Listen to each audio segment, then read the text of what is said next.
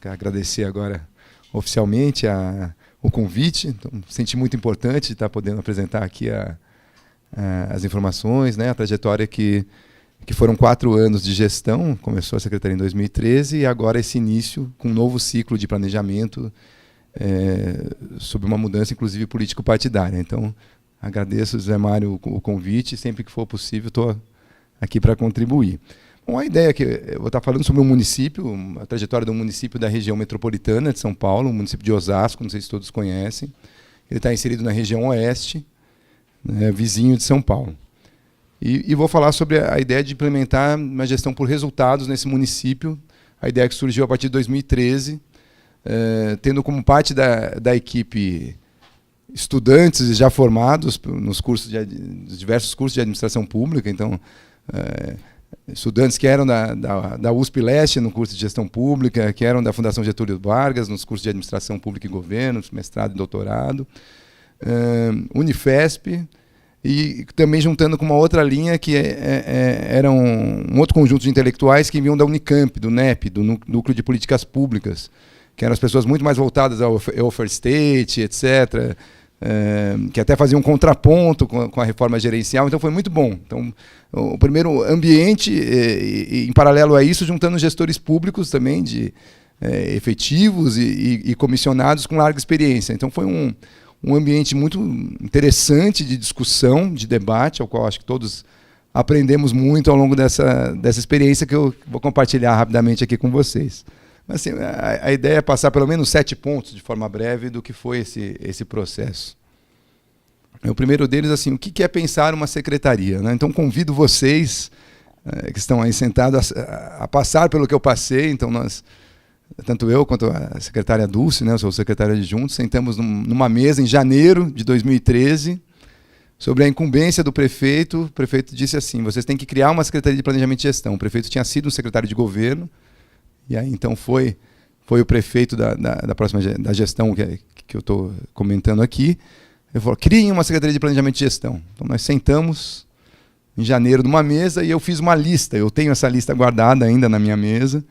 Falar, quanto mais próximo, se fosse um deslocamento do ponto A, que era em 2013, e em 2016, que era o final da gestão, o ponto B, quanto mais próximo de B, quanto mais conseguimos superar esses itens que estão na nossa lista. E aí a gente foi superando um a um, e alguns deles eu vou mostrar no final que a gente ainda não conseguiu superar, não conseguimos implementar, são desafios que ainda se tem. O primeiro deles... bom, antes de mostrar os desafios, não sei se todos conhecem o município. Esse é o mapa do município de Osasco.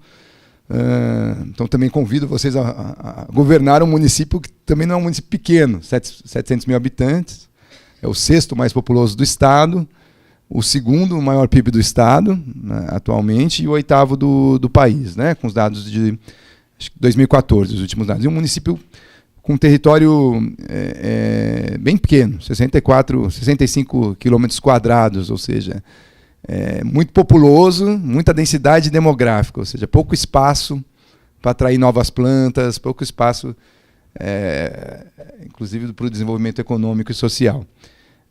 O mapa não mostra, porque ele está todo verdinho aqui, mas essa é a parte que está do lado de São Paulo. Então, todo aqui, se a gente for pegar indicadores sociais, de pobreza ou de exclusão social, a gente criou um índice composto lá para olhar a exclusão.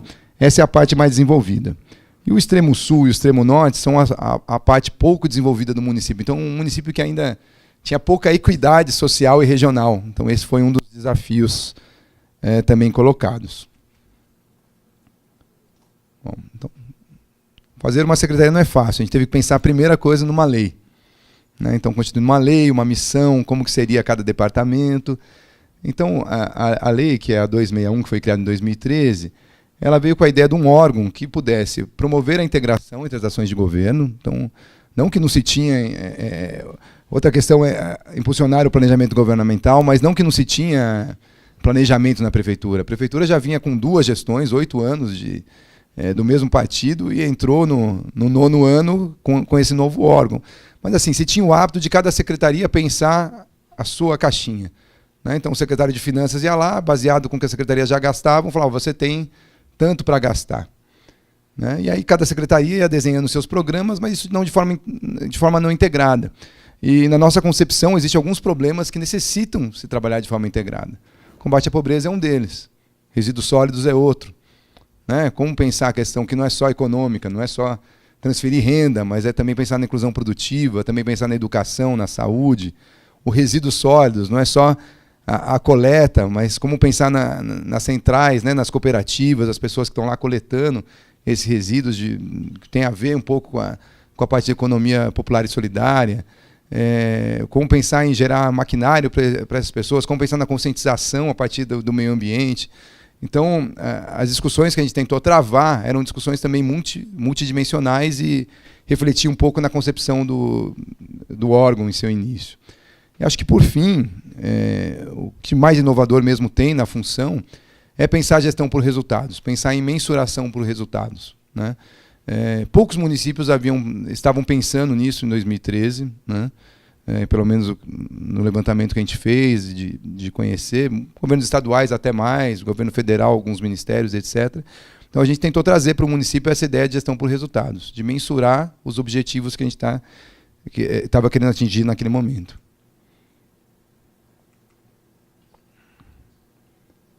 E de certa forma, a CEPLAG apoiou todas as etapas do ciclo de políticas públicas. Esse aqui talvez não seja um ciclo como vocês estão acostumados a ver, né, nos livros, etc., com Kingdom. Mas assim, essa é uma versão mais simplista para a gente explicar para os gestores. Então, no processo de planejamento está lá, ou entrar na agenda, toda a formulação e etc. E aí a CEPLAG está muito ligada ao processo de planejamento. A implementação fica a cargo das secretarias fins, né, mas a gente apoia também, muitas vezes a gente até implementa, mas não deveria, pela teoria. E acho que assim, a gente tem um modelo inovador no que se refere ao monitoramento, que eu vou apresentar, e também ao processo de avaliação. Eu acho que a CEPLAG de Osasco ela tem uma contribuição intelectual importante no que se refere ao modelo de avaliação por resultados, que não cruza só indicadores e suas metas, mas também faz uma relação com o esforço que as secretarias estão tentando fazer para alcançar seus projetos. Eu vou explicar isso mais à frente. Bom, outra questão importante que a gente tentou trabalhar, e a gente nem achou que isso era grande coisa, mas os próprios professores da Fundação Getúlio Vargas gostaram muito, a própria Regina Pacheco, que vai estar vindo. Fomos chamados em vários fóruns para falar desse modelo que não achávamos que ia ter tudo isso acontecer com o modelo. Mas, na verdade, é uma secretaria pequena, com 40 colaboradores, e ela tinha muito cargo comissionado. Acho que um percentual muito grande de cargos comissionados, que não é bom por um lado, mas, por um outro lado, a gente usou a ideia do cargo comissionado, ou a flexibilidade de poder contratar via cargo comissionado, para fazer contratações que, de fato, tivessem critérios, contratações técnicas, ou seja, que a gente pudesse contratar pessoas que fizessem a diferença. A gente não usou isso para colocar o irmão de não sei quem, o cargo do vereador tal, o que pode parecer até como um certo insulamento. A CEPLAG poderia fazer isso dentro de uma prefeitura. De certa forma, acho que foi. E a gente abriu verdadeiros editais, a gente divulgou para todo mundo. Então, desde o Facebook, quem tem lá, os mais jovens tem lá o Campo Públicas, direto vocês devem ter visto lá contratações, né, da Secretaria de Osasco, em murais de universidade. Então isso foi feito dessa maneira. E a gente conseguiu montar uma equipe, em média jovem, 36 anos. 87% tinham curso superior ou estavam fazendo curso superior. Então, isso, se vocês forem olhar os dados da Munic, da pesquisa de informações municipais, né, que pega a área pública, é um ponto realmente mais elevado de pessoas mais escolarizadas. Nas áreas de administração pública ou de empresas, quase metade, 43%, e economia mais 15%. Mas tem geógrafo, sociólogo, a gente tem várias outras funções, vários bacharelados lá dentro da equipe. Então, basicamente é isso que eu falei. E 46% dessa equipe, que tinha um ensino superior, estavam divididos dessa forma. Então, ou metade tinha especialização, e a outra metade acima do grau de especialização, né? Só para mostrar que a gente tentou dar uma profissionalizada, né, dentro dessa equipe. Agora, assim, Osasco tem 20 mil funcionários, ou tinha nessa época, agora tem um pouco menos. Nós estamos falando aqui de 40 funcionários, né? Eu vou falar que isso depois também é um desafio conversar, fazer todo mundo conversar e disseminar tudo isso que a gente estava implementando. Um segundo ponto, a ideia do planejamento estratégico, vou passar um pouco rápido nisso, acho que vocês já têm, todos aqui já têm uma bagagem forte para isso, mas eu vou falar dos 2 ciclos, o ciclo que 2013 e 2016, que é o que está mais consolidado, né? O de 2017 a gente está fazendo, o PPA agora, para entregar em julho, então ele ainda não foi terminado. Mas basicamente a gente trabalhou com uma metodologia de balança de scorecard. Muitas vezes me perguntam como o pessoal vai fazer a tese de mestrado, doutorado, vai entrevistar Osasco. Eu falo, ele pergunta se é o melhor método. Eu falo, olha, ter um método já é uma grande coisa, né? Eu nem acho que esse é o melhor método. Talvez o planejamento estratégico situacional seja o melhor método, mas mais demorado também para se fazer, né? Falam que Matos demorou. Só porque estava preso, conseguiu desenvolver um método tão demorado. Tem uma brincadeira dessa nos cursos e tal de administração. Mas o balanço, a gente quis fazer um planejamento que ele fosse predominantemente voltado à organização. E para isso acho que o Balanced Scorecard ele é bem interessante, né? E ele também é mais rápido de se fazer do que outros, SWOT, FOFA, etc. A gente tinha um prazo muito curto para entregar esse PPA. A gente estava entrando, tinha que fazer uma lei, contratar pessoas, fazer um PPA e tudo isso até julho. Então era uma situação que talvez esse método fosse mais sintético e mais fácil de compreensão também para a capacidade dos gestores que estavam participando do processo. O método, basicamente, ele tem como centralidade o objetivo estratégico. Então, vou ter um exemplo aqui, mas melhorar a qualidade do ensino, pode ser um exemplo. Para cada objetivo, a gente elencou um ou mais indicadores. O indicador nada mais é do que o reflexo do objetivo, ou seja, a mensuração desse objetivo, né? E essa discussão de indicador também é uma discussão que a gente pode vir fazer um dia específica sobre ela, porque para quem está no município é muito complicado, né? Você tem o censo demográfico, que é de 10 em 10 anos, você tem alguns registros administrativos, mas nem todos eles estão sistematizados para serem usados, algumas pesquisas como censo escolar, e você tem algum subsídio. Mas se você quiser pensar resultado de verdade, você vai ter que investir em pesquisa primária, em parte, para captar satisfação dos usuários com serviços de saúde, satisfação dos usuários com a coleta de resíduos sólidos. Então, a gente acho que também tem uma contribuição importante. Eu, inclusive, fiz o curso de indicadores aqui da oficina municipal, acho que foi o Fernando Burgos que deu na minha época, sei que o Januzzi já deu também, então aprendi muito com vocês aqui e acho que consegui me inserir nessa discussão com o aprendizado que vocês possibilitou aqui no curso, viu, José Maia? E aí os projetos, né? Como que a gente vai conseguir cumprir esses objetivos? Então, um objetivo tem um ou mais projetos estratégicos para serem atingidos. Fora isso, foi baseado no programa de governo, as iniciativas foram formuladas de forma matricial, então não se discutia só uma secretaria, mas se discutia por eixos, envolvendo várias secretarias na discussão. Teve participação de representações dos gestores públicos. Você pensou numa visão de futuro e o resto eu já falei. Uma apresentação minha nunca é chapa branca, eu sempre vou contando também as dificuldades que se teve, porque nenhum processo não venho aqui para fazer propaganda, eu venho aqui para a gente discutir seriamente política pública. Então, para começar, nesse primeiro processo, onde a gente convocou representantes dos gestores públicos, que a gente mandava um ofício, a Secretaria de Planejamento mandava um ofício para cada secretária municipal e falava, por favor, envie representantes, de 3 a 4 representantes para participar desse processo. Quem acabou vindo?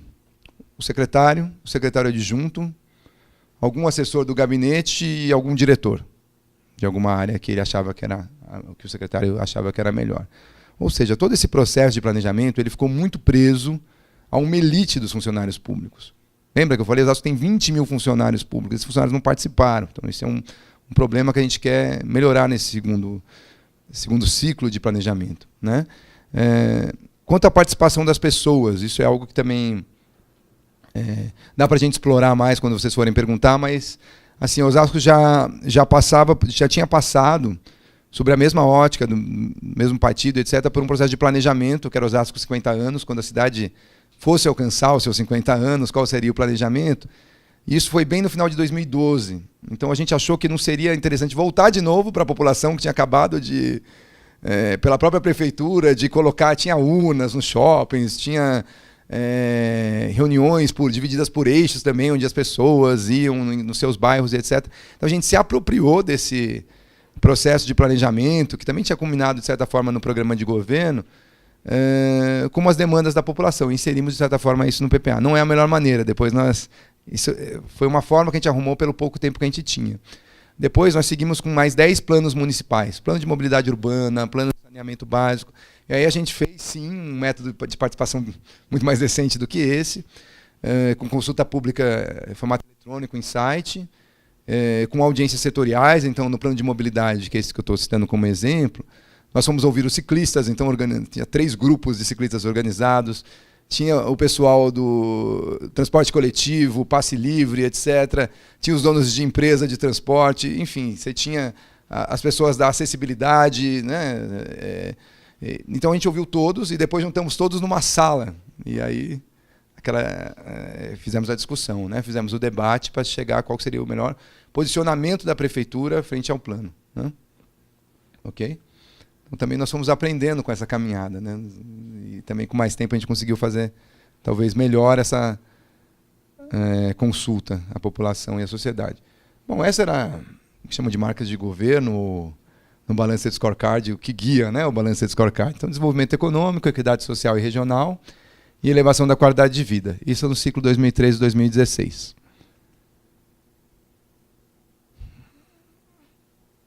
Bom, esse é o mapa do Balanced Scorecard. Cada município tem... Quem trabalha com Balanced Scorecard sempre tem uma frase muito otimista, né? Acho que Minas tinha o melhor estado, o melhor IDH, não lembro qual que era. O nosso era o melhor município da região metropolitana para se viver. É sempre uma frase que conduz o conjunto de funcionários a perseguir algo interessante, né? Mas, na verdade, assim, a gente dividiu o planejamento em 11 eixos, não eram em secretarias, mas sim em eixos. A discussão toda era movida por esses eixos que estão daqui para baixo. Então, educação, saúde, meio ambiente, desenvolvimento, trabalho, inclusão, né? E aí a ideia é que se tivesse alguns diferenciais competitivos dentro do nosso modelo, não para o cidadão, que a prefeitura pudesse oferecer serviços públicos de qualidade, acesso a emprego e renda e bem-estar social. A ideia do bem-estar estava muito ligado a um incremento no orçamento das secretarias de esporte, meio ambiente e cultura, que sempre eram deixadas de lado. E a ideia foram feitos vários parques, foram pensados em vários eventos, tanto esportivos e como culturais também. Né? E para o empreendedor, se o município pudesse oferecer uma mão de obra qualificada, infraestrutura e polos regionais de desenvolvimento. Polos regionais de desenvolvimento a gente ainda não conseguiu fazer da maneira que era a concepção, ou seja, desenvolver aquelas regiões menos desenvolvidas. Isso até pode ser uma conversa que a gente precisa de apoio de vocês e tal, mas assim, a primeira coisa era achar a propensão que o município tem. Então, um município que tem pouca terra, tem pouca coisa, como ele está perto de muitas rodovias, então tem a Raposo Tavares, tem as 2 marginais, o Rodoanel passando, Castelo Branco, Anhanguera, tudo. Então o município acabou sendo uma espécie de porto seco, como dizem, né? Com Guarulhos, por causa do aeroporto e das rodovias. Mas nem sempre isso é muito, muito bom para o município, porque acaba sendo um depósito de caixas, ou seja, muitas vezes as coisas são fabricadas em outro lugar e colocadas ali para serem distribuídas. Né? Então, esses centros de distribuição talvez que estão acontecendo muito em Osasco, talvez não seja a melhor forma que a gente acredita. Então, a nossa ideia era trabalhar com tecnologia da informação e comunicação, então com empresas desse porte, que têm alto valor agregado e precisam de plantas menores. Mas, para isso, a gente precisaria mudar toda uma estratégia, ou seja, os cursos universitários e profissionalizantes teriam que estar pensando em formar pessoas nessa área, a gente teria que ter infraestrutura nessas áreas pouco desenvolvidas, inclusive de rede, de fibra ótica, porque empresas de tecnologia precisam disso. Então, essa transformação ainda precisa de mais tempo. Precisa de mais tempo, né? Pelo menos do ponto de vista transformação do ponto de vista econômico. Ok? E aí, bom, os integráveis seriam aqueles 3 que eu já falei. Um exemplo de como... Então, um objetivo estratégico, promover o ensino de qualidade com igualdade de acesso a todos. Um indicador que ia medir esse objetivo estratégico seria o IDEB, um deles, e outra taxa de alfabetização. Né? A gente acabou melhorando, esse foi um que a gente melhorou, a meta do IDEB. E o projeto estratégico, como que a gente vai conseguir chegar nesse objetivo estratégico, né?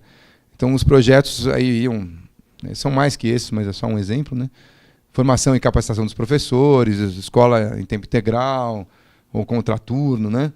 Revisão do quadro de servidores, escola vai para casa, enfim, aí, alguns exemplos de projetos, né? Só do ponto de vista didático, uma cesta maior do que essa. E a gente atribuiu para cada indicador metas, né?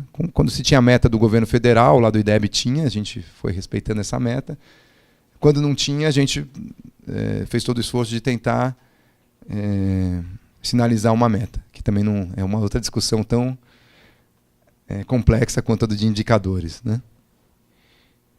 Eu vou falar um pouquinho do ciclo que está acontecendo agora, em 2017. O PPA, na verdade, é 2018, 2021. Eu coloquei 2017, que é o planejamento estratégico que começa agora, né? Então, a gente está tentando... eu acho que a gente está melhorando o nosso método de como fazer as coisas. Então, no primeiro ciclo, a gente ficou muito preso ao programa de governo, como se aquilo que estivesse no programa de governo já fossem os objetivos, já fossem as soluções, fossem amplamente debatidos, e, na verdade, não é. Quem já participou de um programa de governo tem muitas ideias ali que são boas, mas que não estão ainda tão consolidadas.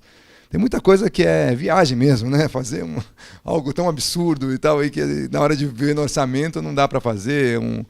Um hospital do câncer no município, não sei se a gente ia conseguir fazer, tinha isso no programa de governo. Então, esse tipo de coisa. Então, eu acho que esse programa a gente está tentando aterrissar mais e considerar outras coisas, trabalhar melhor os problemas da cidade, discutir mais os problemas da cidade, para aí depois fazer as propostas, não sair direto das propostas que vinham lá.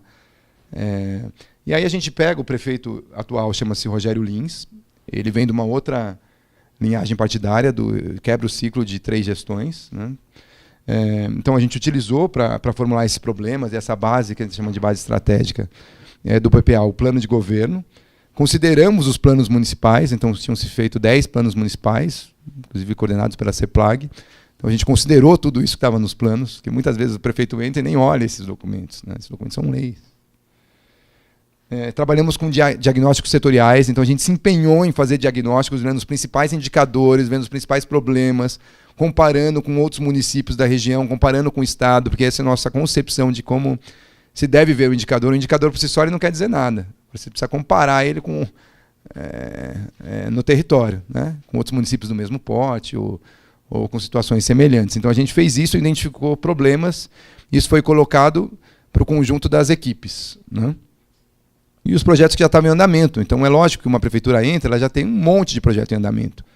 Projetos com o governo federal, com o governo do estado, e até projetos com recurso próprio. Então a gente abriu para o prefeito novo que entrou uma cesta de 100 e não sei quantos projetos logo na primeira semana, e ele ficou vendo um a um o que ele achava que era importante, que tinha a ver com o que ele acreditava que seria o mais adequado. Então, ter esse levantamento também é um avanço, porque quando a gente entrou lá em 2013, mesmo o prefeito anterior sendo secretário de governo, não se tinha um levantamento como esse. Cada secretaria tinha o seu, e agora os sistemas, de certa forma, possibilitam isso, né? No governo federal, você tem o SICOM, você consegue entrar lá e ver, mesmo que você não é daquela secretaria, um técnico da CEPLAG conseguiria entrar lá e ver todos os projetos do Ministério da Educação, por exemplo, em parceria com o Ministério da Educação. Outra coisa importante, nós envolvemos mais pessoas no processo de formulação, né? Então agora eu acho que o processo está muito mais rico. Então você tem uma camada de técnicos que entendem do tema, que estão lá discutindo, etc., que foram convidados. Então, ao invés de se resumir a 3 pessoas, agora tem 20 pessoas que são multiplicadores, são chefes de departamento, que eles vão, discutem com a equipe. Então, antes deles virem para a reunião, a gente vai lá, a gente vai na secretaria, visita, conversa, fala, olha, para esse multiplicador, olha, vai ser discutido isso, isso e isso. Por favor, vão para a sua equipe, conversem com todo mundo, peguem as propostas e voltem para discutir com a gente no dia tal. Porque antes a gente chamava e as pessoas eram pegas de surpresa. Vamos discutir objetivo. As pessoas não se preparavam, ia lá, Não, agora a gente vai antes, prepara, fala, vai ser discutido objetivo, esse é o conceito de objetivo. Por favor, conversem com todo mundo, quanto mais gente for envolvida, melhor. E acho que eles estão, de certa forma, alguns mais que os outros, fazendo a lição de casa e tentando trazer o pensamento mais majoritário assim, da secretaria. E aí traçar os objetivos e ter uma base estratégica. Então a gente está nesse momento, né, de construção disso. bom, para quem é estudante, para quem está na prefeitura e vai fazer um processo como PPA, é legal assim, de todos esses documentos que a gente olhou, que eu citei, a gente fez um método de dividir em quadrantes. Então a gente colocou todas essas propostas em pelo menos 4 quadrantes. Alguma coisa é a própria manutenção da máquina, né? As UBS têm que continuar funcionando, as escolas, e etc. Isso é manutenção. Né? Algumas coisas são melhoria. Ou seja, vamos melhorar um céu da educação, que a piscina não está funcionando, a gestão não está legal, vamos colocar o OS em algum outro lugar porque não está dando certo. Tudo bem, melhoria.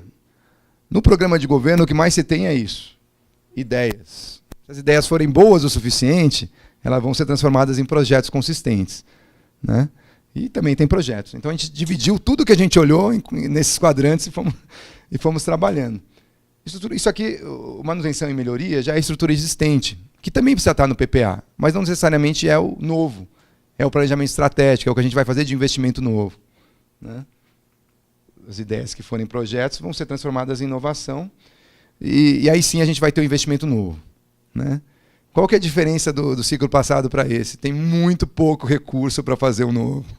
As secretarias querem fazer muito, a gente aperfeiçoou muito o nosso método, tem uma lista grande de coisas e talvez não dê para, obviamente não vai dar para fazer tudo.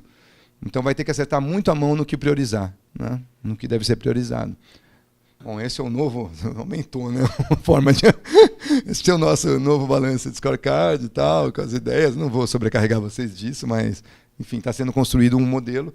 Aqui já está se colocando os objetivos, essa é a diferença. Lá só estava o nome dos eixos. E o que eu achei que tem de muito diferente, assim, como, além de gestor, também sou pesquisador, né, no campo da administração pública, então eu fico sempre analisando o que está acontecendo, as mudanças, etc. E esse é o outro PPA, ele foi muito voltado a pensar nas secretarias fins, no desempenho das secretarias fins. E pouco se olhou para as secretarias meios, ou como que estava o andamento da máquina. Foi trabalhando com a máquina que tinha, cobrando resultado, fazendo acordo de resultado, fazendo salas de situação, que tudo isso eu vou explicar melhor. Mas pouco se olhava para as secretarias meio. E eu vejo nessa gestão algo diferente do ciclo anterior. Assim, se pensa numa reforma administrativa, então um debate entre os cargos de confiança, suas atribuições, até porque Osasco passou por um ambiente muito conturbado no início dessa gestão, o prefeito não pôde assumir, não sei se vocês acompanharam isso. Era um vereador do Legislativo e etc. E o prefeito entrou com muita vontade de reformular, de pensar, menos cargos comissionados, vamos trabalhar com mais cargos efetivos, vamos pensar em plano de carreira para os efetivos que já estão. Então eu achei muito interessante essa vontade dele de fazer isso, e isso refletiu também no corpo técnico, nos gestores. Então, você tem muita coisa como reforma administrativa, plano de cargos e carreiras e vencimentos, articulação intersetorial entre as secretarias, se fala muito de articulação todo o tempo. Então, as reuniões do planejamento, as pessoas já estão se articulando. Né? Não sei se isso vai pendurar, porque às vezes as relações vão se estremecendo, mas por enquanto está um clima bem favorável a essas relações. A transparência é algo muito forte que o novo prefeito Rogério Lins está querendo implementar. Então, a gente vai estar lançando um plano de transparência, um novo portal da transparência, com uma nova relação com a sociedade e relação com a comunidade, de fazer mais visitas, de trabalhar mais o ambiente democrático, mais o ambiente de participação nas diferentes regiões de Osasco. Ok? Lá é CLT ou é estatutário? Nós temos ambos os casos. Tem os dois. Então, uma das coisas que a gente está querendo fazer é reduzir drasticamente o CLT. Né? O município já tem um ataque do Ministério Público que nos obriga a reduzir gradualmente, mas a gente também quer ir além do ataque. A gente quer meio que eliminar essa coisa do CLT, porque é o CLT temporário. Isso não... o município gasta muito recurso, educa, um ano capacitando, chegou pode renovar para mais 2 anos, esse funcionário vai embora. Então a gente acha que não é a melhor maneira de se fazer. Então a ideia é se fazer concursos públicos, já tem um que está sendo lançado, e vai ter um outro junto com a reforma administrativa, que a reforma administrativa precisa pensar melhor, não é fácil fazer uma reforma administrativa. Né? Você tem que pensar desde processo, mudar alguns processos, etc., até quais seriam as atribuições, etc. Então, estamos nesse processo agora de formulação de uma reforma administrativa. Mas vocês percebem que muda um pouco a destinação do que era fim e agora o meio. Né? Talvez seja um segundo segundo patamar de mudanças, né? Você falou em sala de situação. Sim. Eu já li alguma coisa sobre vocês lá. Você vai explicar? Eu vou explicar, está dentro do processo de monitoramento. Inclusive é algo que eu gosto muito, a sala de situação, acho que realmente surgiu algum efeito. Bom, sobre orçamento e planejamento, né? A gente conversou com muitos gestores, muitos secretários de planejamento, quando estava no processo de implementação, fomos para alguns fóruns, alguns congressos, e o que a gente viu? Existiam algumas secretarias de planejamento que eram ótimas tecnicamente, tinha muitas pessoas muito boas, mas muitas vezes o que foi planejado não era conversado com as secretarias de finanças, ou o próprio chefe do executivo não comprava aquela briga, e etc. E o planejamento existia, mas se você pegar o que foi planejado, que foi o final da gestão, depois de 4 anos, era totalmente diferente, né? Então a gente tomou todos os cuidados para não se fazer isso. E também uma rivalidade, a gente viu em alguns municípios, até mesmo em governos estaduais, entre Secretaria de Finanças e Secretaria de Planejamento. Porque a Secretaria de Finanças sempre, usualmente, predominantemente, é a que comanda o orçamento, o PPA, o processo de planejamento, a LOA, a LDO, as peças orçamentárias. E surge um órgão novo, né, que vai pegar parte dessas atribuições. Então isso tem que ser muito bem conversado. Então nesse primeiro ciclo a gente teve um trabalho grande de convencimento, de se juntar com a Secretaria de Finanças, e deu certo. Então a gente conseguiu colocar o que foi o planejamento estratégico na peça do PPA e fazer isso conversar com o orçamento. É lógico, um grande desafio é o seguinte: uma coisa é você fazer um modelo, balance de scorecard, conversando com todo mundo, com indicador e etc. E outra coisa é o PPA, que é uma peça orçamentária criada em 1964, né, antes da ditadura, né, foi acho que a última, se eu não me engano, que tem lá função, subfunção já pré-estabelecida, então tem um monte de coisas ali que você não pode mexer, que já são rígidas, né? Então, se conversa por caixinha, por secretaria, não é por eixo. Então a gente teve um desafio, que era colocar a peça que era talvez mais sofisticada no ponto de vista do método, na peça orçamentária oficial, que era o PPA, né? E aí, assim, a gente construiu todos esses elementos. Então fomos em 2013, 2014, 2015, o que a gente começou a notar nas nossas instâncias de monitoramento, que como assim a execução orçamentária era feita direto pela Secretaria de Finanças, nós tínhamos nossos instrumentos de monitoramento, mas o que acontecia? Muitas coisas, o secretário inventou um programa novo, eu acho que esse programa é o melhor, nem consultava o prefeito, ele era o ordenador orçamentário, mandava para a Secretaria de Finanças via que tinha recurso ou não, o prefeito sabe disso, na rubrica orçamentária, mandava pagar, mandava executar. E cada vez mais a gente estava se distanciando do que tinha sido planejado. Em 2015, então, o prefeito da época, Jorge Lapas, falou: olha, a CEPLAG vai olhar toda a compra da prefeitura, vocês vão avaliar para ver se isso está dentro ou não do que é o combinado, se está dentro do custeio, se está dentro do gasto com o pessoal, nem tanto, porque já era mais engessado, ou se está dentro do planejamento, se não é algo mirabolante e a gente está fugindo do controle do que a gente quer investir. Isso foi uma revolta dos funcionários da CEPLAG, 40 funcionários para fazer um monte de coisa, e ainda vinha qualquer compra, uma caneta, um papel higiênico, tudo passava pela gente. Eu virei o maior assinador de processos administrativos da história, talvez municipal, então assinava qualquer coisa, todos os processos de compra, né? E o que a gente viu? Até no custeio, que não era a ênfase nossa, muita coisa foi aperfeiçoada e melhorada. Às vezes as secretarias não conseguiam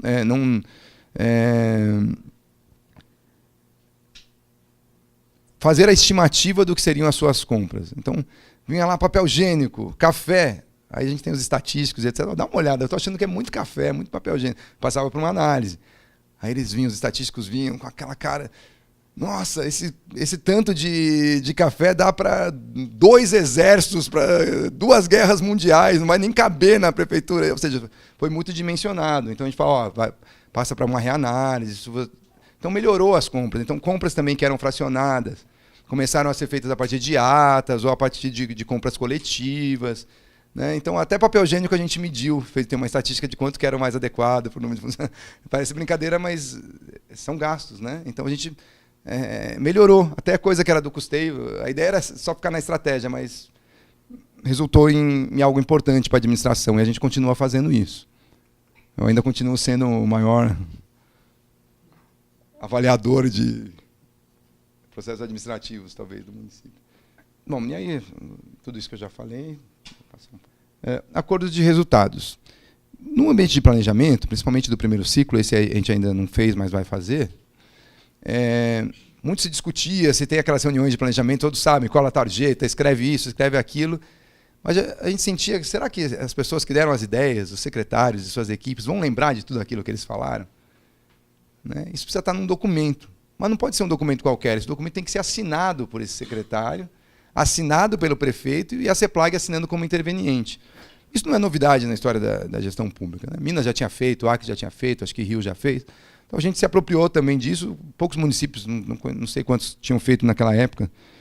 Tem pouca estatística, isso é importante. Quem é de município, é importante sistematizar o que está fazendo, porque tem pouca informação para a gente encontrar, né? Do que vem fazendo.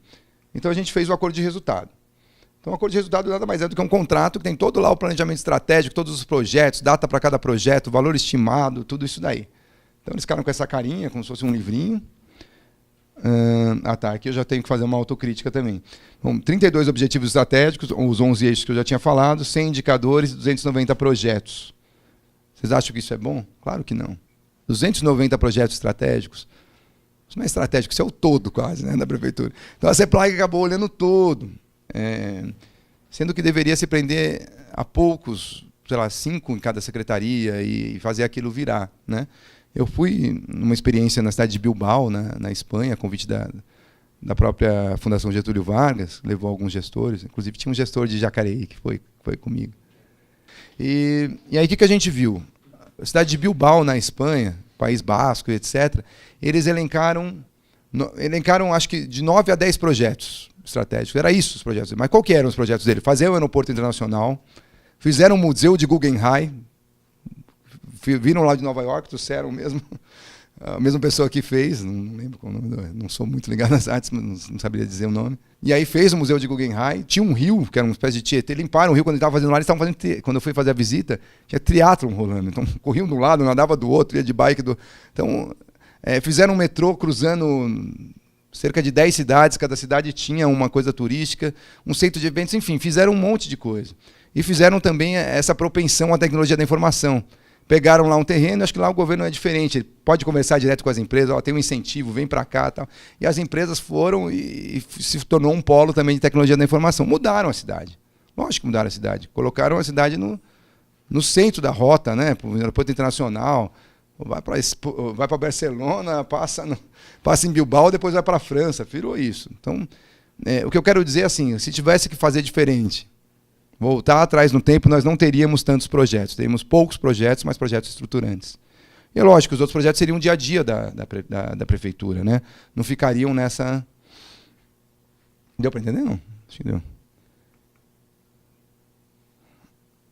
Bom, então tudo isso foi planejamento. Então, planejamos, etc. Até o acordo de resultados foram métodos de planejamento e etc.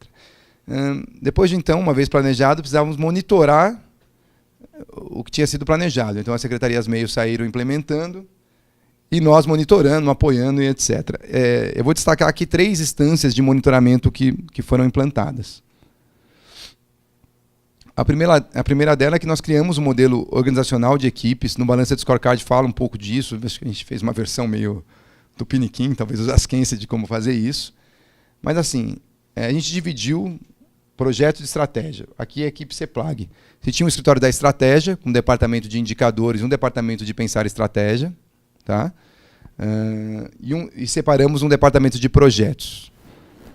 Tá? Então, vamos imaginar que o departamento de projetos ele fica só olhando se aquele projeto está acontecendo. Então vamos imaginar, está fazendo a escola contraturno, está capacitando o professor, está construindo creche, isso está no prazo, está dentro do recurso que foi pensado, o resultado esperado foi alcançado, eles não estão olhando a estratégia. E separado tem um escritório que está olhando o quê? Será que ter qualificado esses professores? Será que ter feito essa escola? Será que ter feito isso, aquilo, outro, contraturno? Está melhorando o IDEB? Está melhorando a qualidade do ensino? Ah, não está. Pô, então a prefeitura está investindo um monte de grana e não está conseguindo chegar num objetivo que tinha se comprometido a fazer. Alguma coisa está errada. A estratégia que a gente adotou está errada.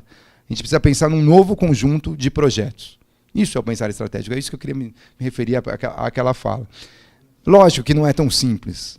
Não é como na administração privada, na iniciativa privada, que eu quero vender tal produto. Seu indicador, vendi tal produto, alcancei a população jovem. Política social, principalmente, é muito complicado. Não é muito fácil. Por isso, nosso modelo de avaliação não vai considerar só indicador, vai considerar outros fatores. E também tinha que ter alguém nas secretarias, um conjunto, um corpo técnico dentro das secretarias, que pudesse estar pensando junto com a CEPLAG, estivesse acompanhando a CEPLAG nessa trajetória. Né? No início, a ideia nossa era fazer concurso para o cargo de gestor público. Então, você ter... São Paulo fez, o governo do Estado fez, o governo federal fez, o cargo de gestor público, pode ter outro nome, enfim, gestor público. E a gente queria fazer, esses caras seriam gestores públicos, efetivos, passariam por um treinamento e só depois iriam para secretarias. Né, a partir de toda a concepção de como funcionaria esses novos métodos que estavam sendo implementados. Não deu para fazer isso, não teve concurso, não foi feito, etc. A gente chegou perto do limite prudencial, não saiu o concurso. Para a CEPLAG isso foi uma decepção. Né? E a gente teve que lidar com o que tinha. Então, não que o que tinha fosse ruim, que o que tinha já tinha uma série de outras atividades que não podiam se dedicar só ao processo de monitoramento, que leva muito tempo, muitas reuniões, olhar indicador, conciliar com os planos SUS, os SUAS, tem que olhar quais eram os pactos que foram feitos, conversar com tudo isso. Então, no escritório local, nós dividimos em 3 funcionários. Um que pensava na estratégia, então que olhava tudo isso, que olhava a política de forma geral, que estava sendo pactuada com as outras instâncias e com a CEPLAG. Um outro gestor que pensasse em projetos, então que acompanhasse só os projetos. E um outro gestor que entendesse de orçamento. Então, a nossa discussão, nossa interface com as secretarias, no dia a dia, era com essas 3 pessoas. E tínhamos pontos de controle, encontros, que eu vou falar mais sobre isso, que a gente conversava diretamente com eles. Qual que era o problema? É que eram essas pessoas, apesar de muito capacitadas, de entenderem bastante, era quem? O secretário adjunto, era o diretor, era o principal assessor do gabinete. E aí não se tinha tempo, não conseguia, essas pessoas ficavam malucas. Imagina, a gente queria pôr eles numa sala, se pudesse, 5 dias ali, conversando, discutindo, e eles tinham todas as tarefas para fazer. Então, talvez o processo teria ocorrido melhor, não que ele tenha sido ruim. Esse é um processo muito interessante, que é a tal da sala de situação. A sala de situação, de fato, eu sou convicto, tenho a convicção de que ela foi algo importante, que fez a diferença em sua implementação. A sala de situação são salas de discussão, essa é uma sala do ciclo anterior. A gente vai começar nessa gestão. Amanhã tem a primeira sala de situação da educação, então a gente vai continuar com as salas de situação, onde quem participava? Bom, o prefeito sentava, participava dessa sala, uma sala oval, vocês estão vendo aí na foto. A equipe da CEPLAG, as secretarias meio, então secretário de Finanças, secretário de Assuntos Jurídicos, departamento de compras, secretaria de Administração, e a secretaria que estava sendo avaliada e sua equipe. A secretaria de Saúde, por exemplo, estaria lá sendo se fosse avaliada. E ali se faziam várias discussões. No começo, tem uma coisa que é importante, que eu não falei, que é importante falar. A gente teve um desafio inicial, porque, assim, o mesmo partido, de certa forma, o mesmo conjunto de funcionários e equipes, secretários e equipes, vinham trabalhando ao longo de 8 anos. Nós entramos na 3ª gestão. Então, na 3ª gestão, nós também estávamos lá numa secretaria ligada à inclusão social e etc. Desde 2005 eu trabalho lá, mas surge esse novo órgão com um monte de regra, um monte de método, planejar junto, tenho que submeter uma sala de situação, tenho que colocar funcionário para conversar com essas pessoas. Então teve um impacto. A gente fez isso tudo até agora, deu certo, ganhamos a eleição, estamos na 3ª, o que tem que ter essas pessoas aqui, né? Então, as primeiras salas de situação, as pessoas não levavam nada, não iam e etc. E para o prefeito, isso era muito ruim, porque assim, se o secretário que era bom de falar, que fazia numa exposição, eu faço isso, faço aquilo, ele saía como um bom secretário, mas era difícil para o prefeito avaliar, né? Principalmente no movimento que se participam do governo, uma colisão de vários partidos. Então você não consegue avaliar como é que está, aquele partido está indo bem ou não. Quem fala bem se dá bem, quem é mais calado não sabe direito o que está acontecendo, e a sala de situação não. E aí, eu acho que os sistemas informatizados, como o Siconv, etc., ajudaram muito.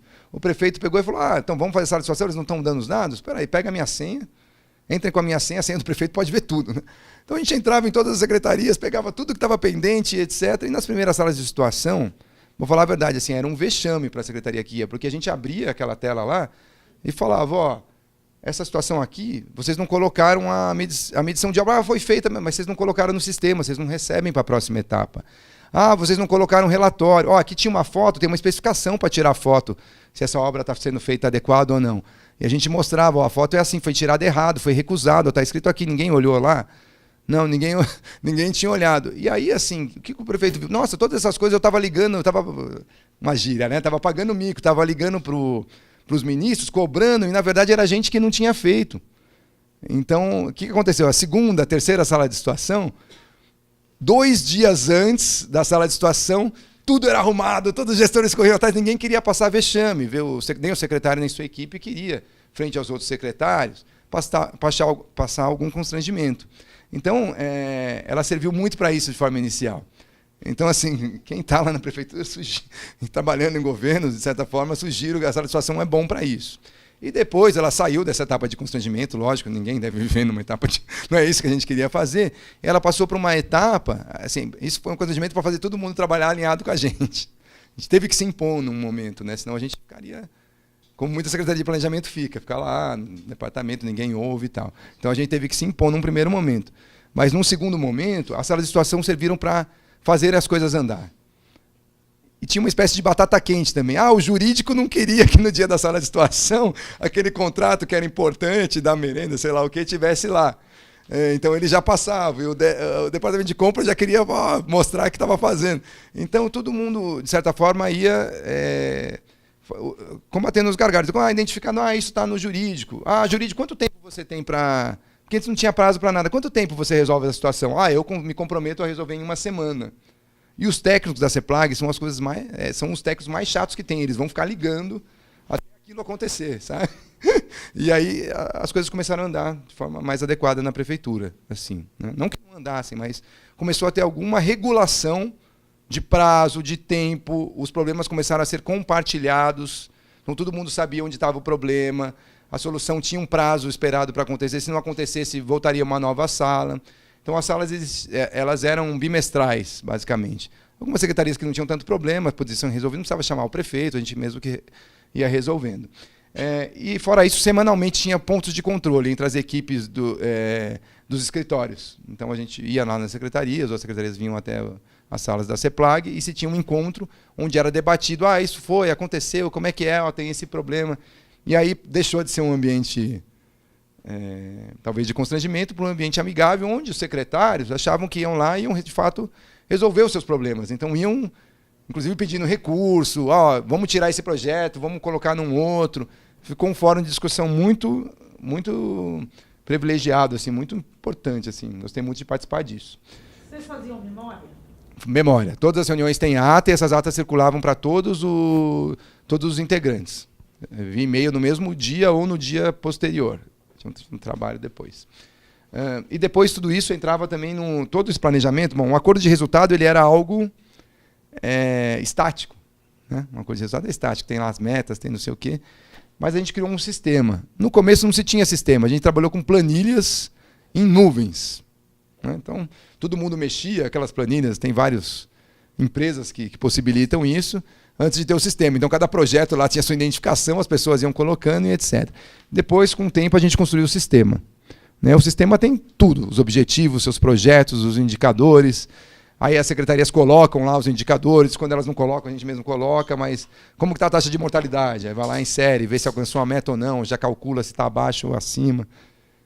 Tudo isso. Né? E aí, a ideia é que os funcionários das secretarias alimentem isso. Então, se saiu da sala de situação com a ideia de se fazer uma licitação, sei lá, de contratar uma OS, vai colocar o andamento lá do contrato de OS naquele projeto. Agora está na etapa de chamamento público, agora está na etapa de reserva de recursos, sei lá qual etapa. Ok? Tudo bem? Bom, avaliação. Essa é é algo importante também, acho que merece até mais tempo do que uma discussão específica sobre avaliação. Eu vou falar aqui de forma mais abreviada sobre o tema. Mas o que a gente notou? Todos os sistemas de avaliação, e a gente estudou vários, eles olhavam muito a ideia dos indicadores. Então, com várias possibilidades. Acima, abaixo da meta, 20% acima, abaixo, mas fazia sempre uma relação de diferentes formas entre o resultado do indicador e a meta que se pretendia atingir.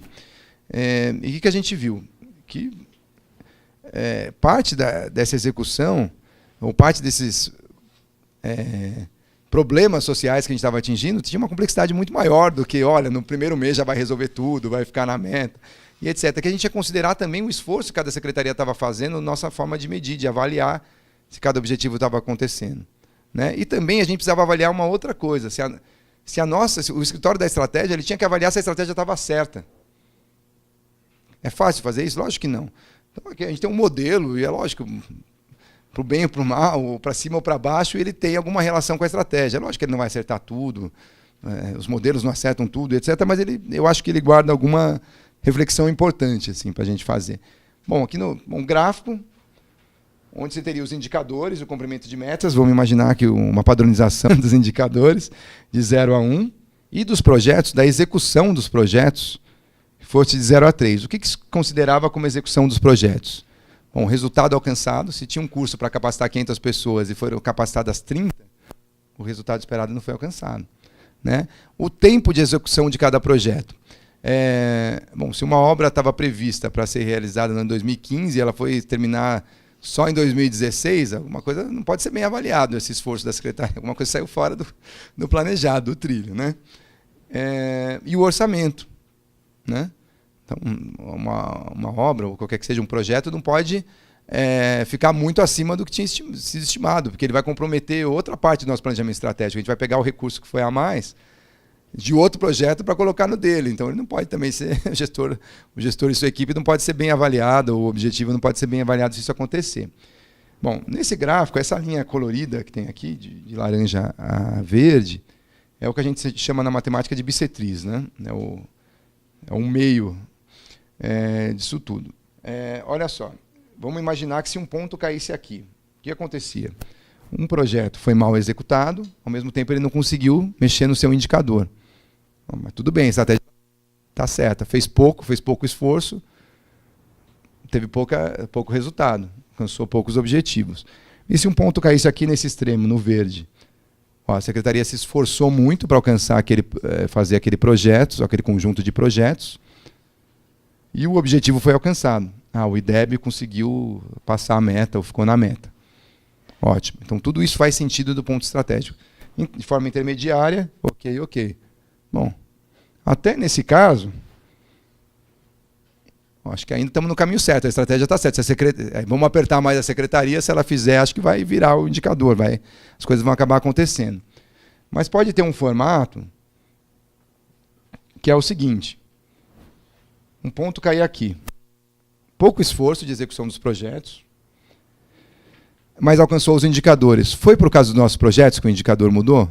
Não. Vamos imaginar que a gente não fez nada para o desenvolvimento econômico, nenhuma ação, nenhuminha. Nem obra pública a gente fez, um exemplo. E o PIB subiu. O PIB de Osasco está lá em segundo, subiu. Foi por causa de Osasco? Não. Por causa de outra coisa. Desenvolvimento macroeconômico, o investimento privado assumiu o que o público deveria fazer, enfim. Né? Então a nossa estratégia está errada. Aquele indicador não serve para medir aquele conjunto de projetos. Tudo bem? E o exemplo que a gente menos gostaria que acontecesse, e que pode acontecer, é o seguinte, um ponto cair aqui. A gente está investindo tudo, o projeto foi feito certinho, ele cumpriu o prazo, alcançou o resultado esperado, o orçamento foi certinho, fez tudo, o escritório de projetos estava feliz da vida, alcançamos tudo. Quando chegou no escritório da estratégia, o que aconteceu? Fez todo o projeto, mas o indicador não saiu do lugar, o IDEB não mudou, por exemplo. Né? Então, o que aconteceu? A prefeitura investiu muita grana e não mudou a realidade que queria mudar. Então, a estratégia está totalmente errada. Vamos mudar esses projetos.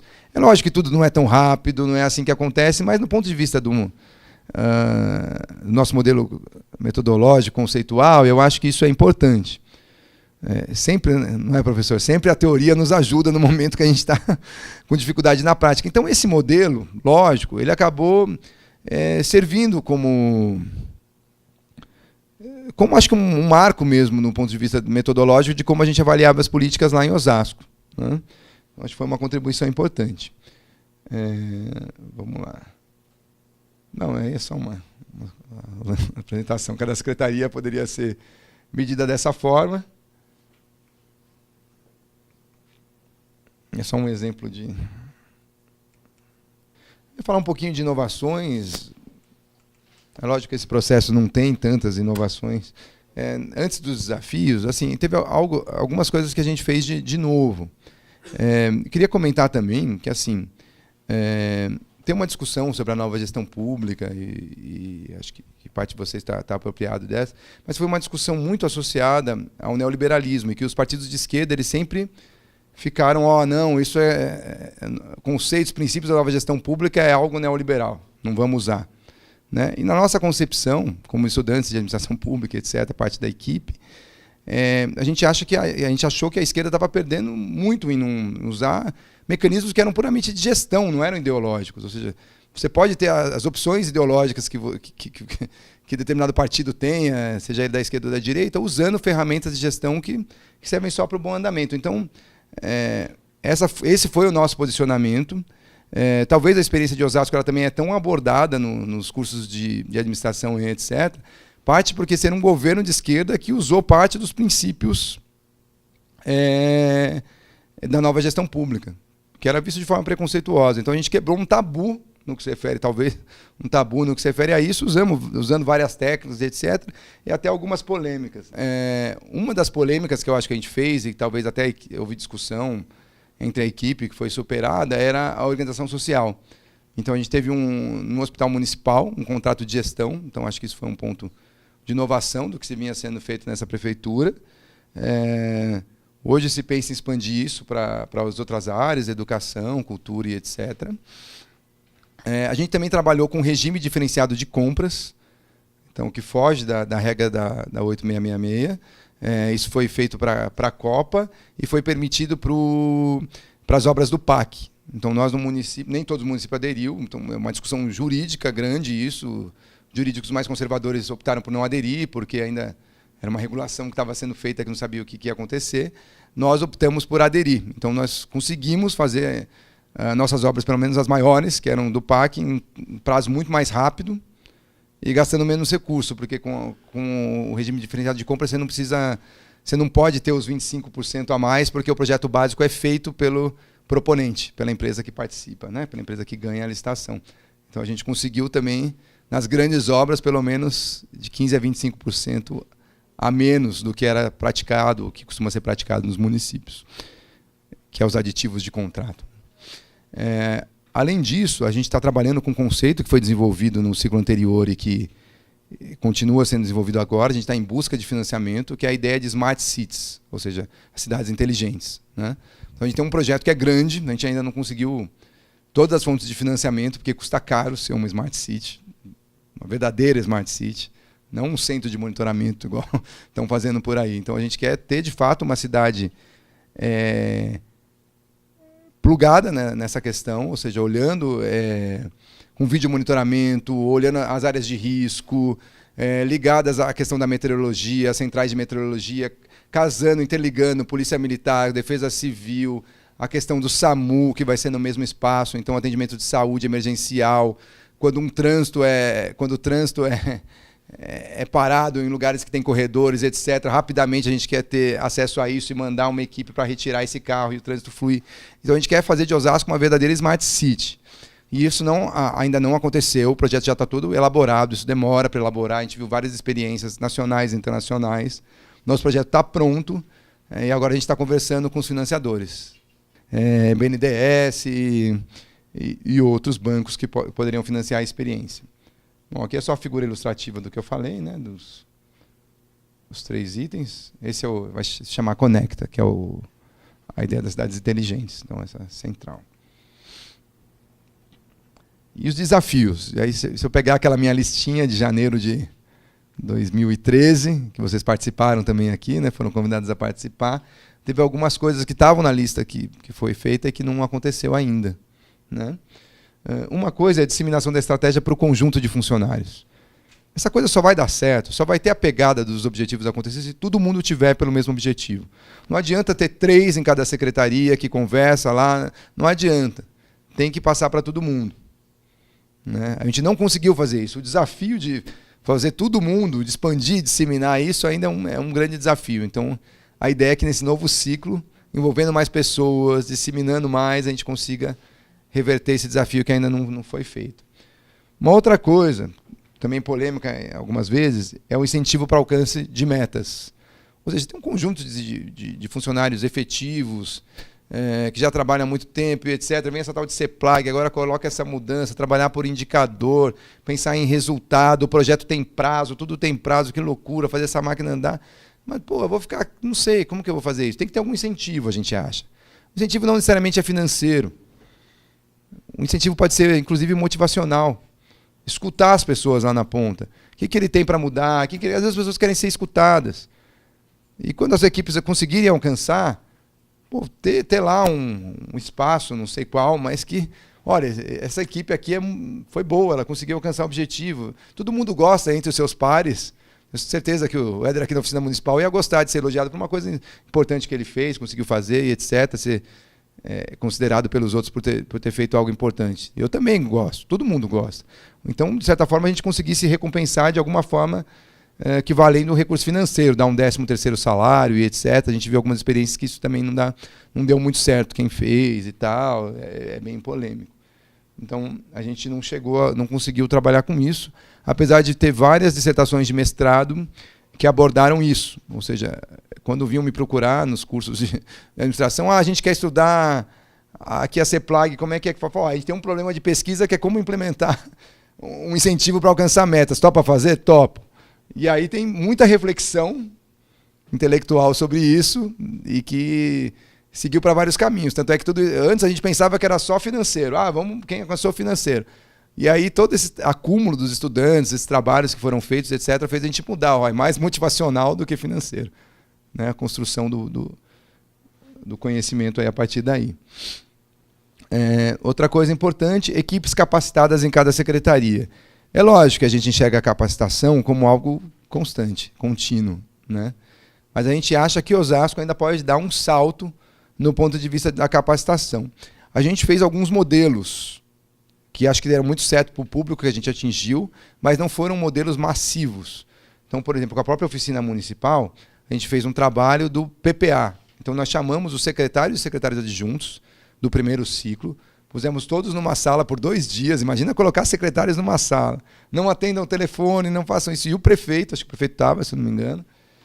Vocês foram lá, a oficina municipal foi lá e capacitou de forma muito adequada, muito consistente, cada secretário sobre o que é o planejamento, como não trabalhar pelo improviso, por que isso é importante, o que é o PPA e etc. É lógico que dá um salto, né? Lógico que dá um salto para esses secretários. E a gente também trabalhou com cursos que foram mais curtos, né? Também com outras entidades e etc., que eram cursos de 2 dias. Por quê? A gente não conseguia tirar, a gente trabalhou só com o escritório local. A gente não conseguiria tirar essas pessoas por muito tempo da sala delas. Então, curso de 2 dias. Se o professor for bom e o tema for curto, dá até para ter uma ideia. Como elaborar o projeto? Em 2 dias você consegue ter como prestar contas, como mexer no Siconv. Então era possível, mas a gente não conseguiu expandir isso massivamente. O próprio recurso, a gente tem a ideia de ter uma escola de governo, já tem isso criado em lei, tem algum fundo, mas a coisa não andou. Então acho que esse é um desafio que a gente ainda tem a fazer, né? E a expansão da participação social. Acho que essa expansão ela também nunca termina, né?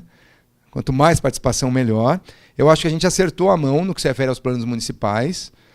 Então a gente conseguiu lá fazer, já dei os exemplos, né, fazer as pessoas conversarem, para fazer o plano da pessoa com deficiência, por exemplo. Você tem a visão dos professores, que acho que tem que colocar todos numa sala, e a educação acha isso. A visão da associação dos pais de filhos autistas, que acham que, olha, não deve ser totalmente numa sala, mas deve ter momentos que ele tem que ter uma educação específica. as entidades que tinham uma outra visão e colocamos todo mundo para conversar e fazer o plano. Viver Sem Limite, que é o plano da pessoa com deficiência. Então, você vê que esse escutar é algo muito importante, porque você tem visões antagônicas dentro da sociedade, obviamente, e que o poder público tem que escutar, entender e tentar considerar ao máximo no seu plano. Né? Então, a gente está caminhando cada vez melhor para isso, mas ainda... O que eu acho? Os acordos de resultados, eles têm que ser amplamente difundidos nos conselhos, nas comissões e etc. Então, um acordo de resultado ele tem que ser motivo de cobrança da sociedade, dos conselhos, das associações e etc. Ou seja, ali que está assinado pelo secretário e pelo prefeito o que se vai fazer com suas metas, projetos. Então, a sociedade tem que cobrar isso, não só a CEPLAG. Mas, para isso, a gente tem que expandir, fazer que as pessoas tenham conhecimento. Né? Bom, a gente tem um site. Bom, nesse site tem todo o trabalho que a gente fez. Então tem os planos municipais setoriais, tudo isso é publicizado, tem os boletins orçamentários, análise de orçamento, tem os acordos de resultados, os relatórios de desempenho, então como que está cada projeto, como que não está, então isso mestralmente é colocado. Agora a gente vai ter uma nova geração de acordos de resultado, uma nova gestão, então a gente ainda está construindo isso. Além disso, tem todos os estudos que foram feitos sobre a CEPLAG, então as dissertações que eu falei, os artigos que os próprios funcionários enviaram para os congressos, CONSAD, etc., vários congressos, então tudo tem bastante material. Você que está estudando lá, só tem uma gama boa de coisas que já foram produzidas. Bom, e é isso. E fico por aqui, espero que tenha sido produtivo e vamos conversar um pouquinho mais aí sobre o tema.